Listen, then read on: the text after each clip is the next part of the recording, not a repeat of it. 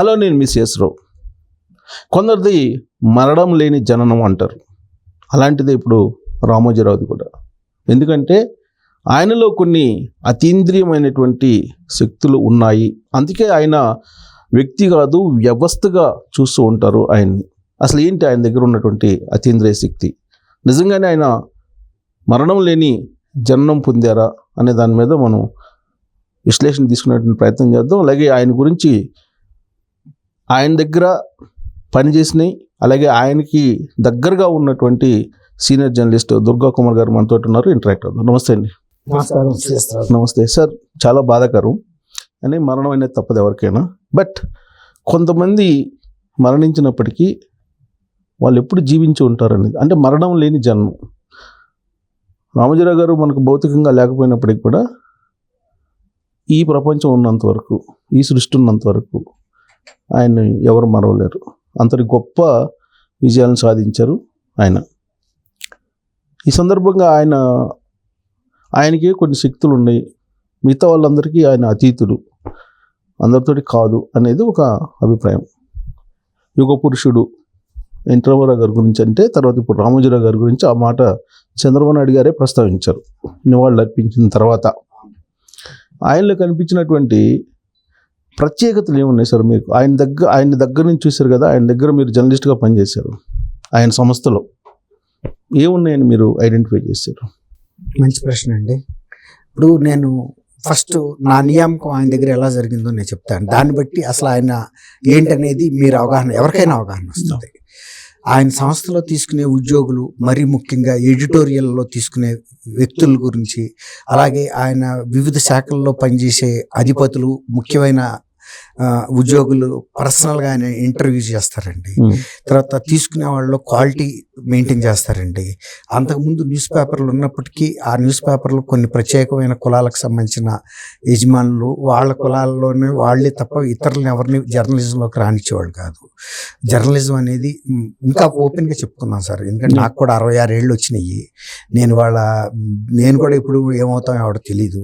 ఆ రోజుల్లో తెలుగు అంటే మేము 79లో వచ్చే నాటికే, అప్పటికి నేను లైలా కాలేజీలో ఫైనల్ డిగ్రీ చదివి జస్ట్ ఇంకా రిజల్ట్ రాలేదు. నేను రిటర్న్ టెస్ట్ రాశాను. 3 టెస్టులు ఉండే అప్పట్లో, ఇంగ్లీషు, తెలుగు, జనరల్ నాలెడ్జ్.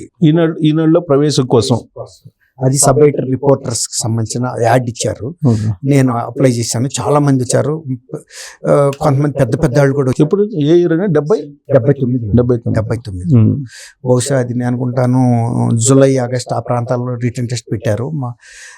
అప్పుడు వచ్చేటప్పుడు చాలా మంది రాశారు. కొన్ని 1000 మంది 2000 మంది కూడా రాసి ఉంటారు. చాలా పెద్ద పెద్ద వాళ్ళు వచ్చారు. అంటే వైట్ అండ్ వైట్ వేసుకుని, వైట్ చెప్పులు వేసుకుని, గోల్డ్ ఫ్రేమ్ కళ్ళజోళ్ళు, గోల్డ్ చైన్, వాచెస్ పెట్టుకుని. అప్పుడు నేను 21 ఏళ్ల పిల్లాడిని.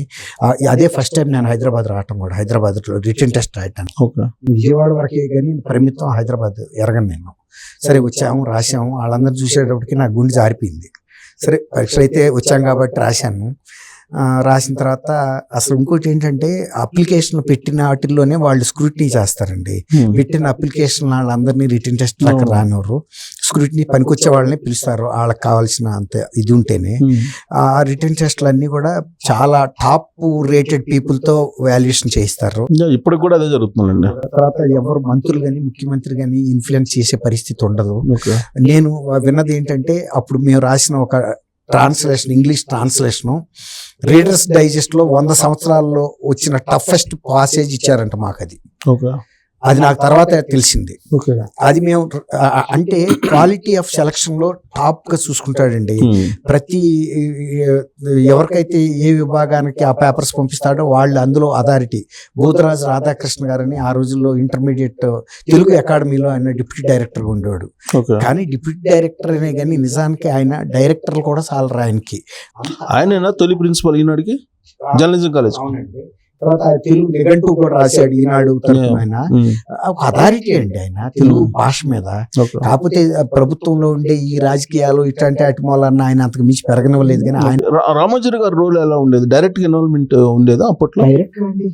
అసలు ఆయన ప్రతిరోజు ఇంకొక విషయం చెప్పాలి, మీరు అడిగారు కాబట్టి, రామోజీరావు గారు రమాదేవి గారు ఆయన భార్య రోజు కూడా ప్రతిరోజు, ఆ రోజుల్లో ప్రీమియర్ అది ఫియట్ 118 అని ఒక కారు ఉండేది ఆ రోజుల్లో, అది ఫస్ట్ లో అంబాసిడర్లు వచ్చేవాళ్ళు, వైట్ అంబాసిడర్, అంత వైటే ఉంటది, లాన్ కార్పెట్స్ కానీ అన్ని వైట్ అండ్ వైటే, ఆయన వేసుకునే చెప్పులతో సహా వైట్ ఉంటాయి.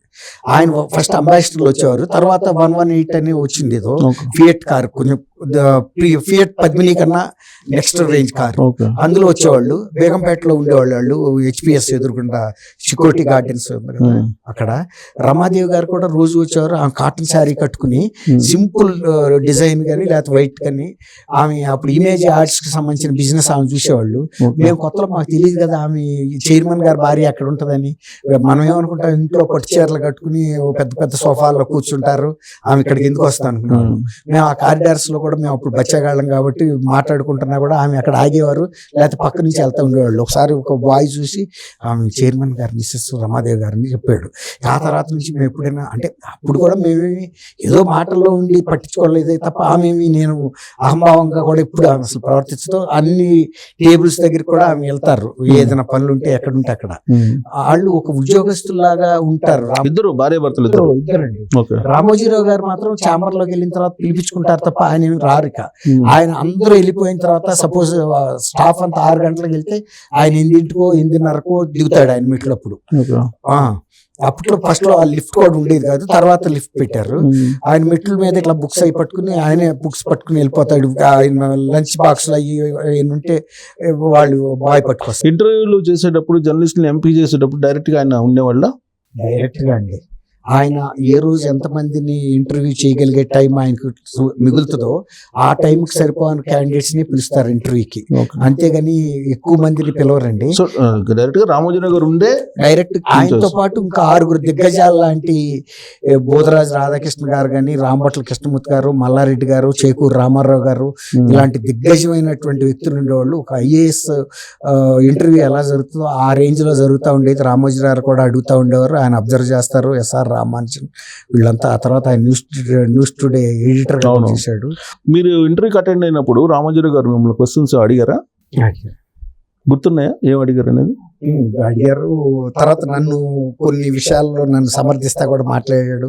అవతల ఇంకొక బోర్డు మెంబరు అవునా అవునా అని రెట్టిస్తుంటే ఎస్ ఈజ్ మేబీ కరెక్ట్ అని అట్లా నన్ను సమర్థనగా ఒక ఇదిగా చూశాడు. అంటే పాజిటివ్గా, అంటే నా బయోడేటా మొత్తం ఆల్రెడీ వాళ్ళ దగ్గర ఉందండి, కంప్లీట్ గా ఉంది. ఎక్కువ బయోడేటా బేస్డ్ ఇంటర్వ్యూ జరిగింది నాకు. తర్వాత నేను ఈ బిఏ ఇంగ్లీష్ లిటరేచర్ నా సబ్జెక్టు కాబట్టి అట్లా ఇంగ్లీష్ లిటరేచర్ గురించి అడిగారు. అదే సందర్భంలో తెలుగు లిటరేచర్ గురించి తెలిసి అడిగారు. అట్లాగే నేను జర్నలిజం లో డిప్లొమా చేయటం వల్ల నా జర్నలిజం కి సంబంధించిన ఇష్యూస్ అడిగారు. నేను అప్పటికే ఈనాడులో ఇంటర్న్షిప్. ఫైనల్ డెసిషన్ అయిందేనా లేదంటే అందరూ ప్యానల్ కూర్చొని? మొత్తం ప్యానల్ కూర్చొని. ఈయన ఇన్వాల్వ్మెంట్ కాదు, డైరెక్ట్ గా ఒక్కళ్ళు ఇన్వాల్వ్ గారు. ఆయన గమనించిన దాంతో పాటు ఇతరులు కూడా వాళ్ళ దగ్గర అబ్జర్వేషన్స్ మార్క్స్ అన్ని కంపైల్ చేసి చూసుకుంటారు. ఇంకోటి తెలుగు మీద చాలా పట్టు ఉంటుంది ఆయనకి. పేపర్లో వచ్చినటువంటి తప్పుల్ని జస్ట్ అలా చూసేస్తారు, కొన్ని నిమిషాల్లో మొత్తం చూసేస్తారండి. నిజమేనా అది? అవునండి. అసలు అది గొప్ప విషయం ఏంటంటే మామూలుగా మేము సబ్ ఎడిటర్లుగా రిపోర్టర్లుగా ఒక ఎడిషన్ చూడడం కూడా కంప్లీట్ మేము చేయలేమండి.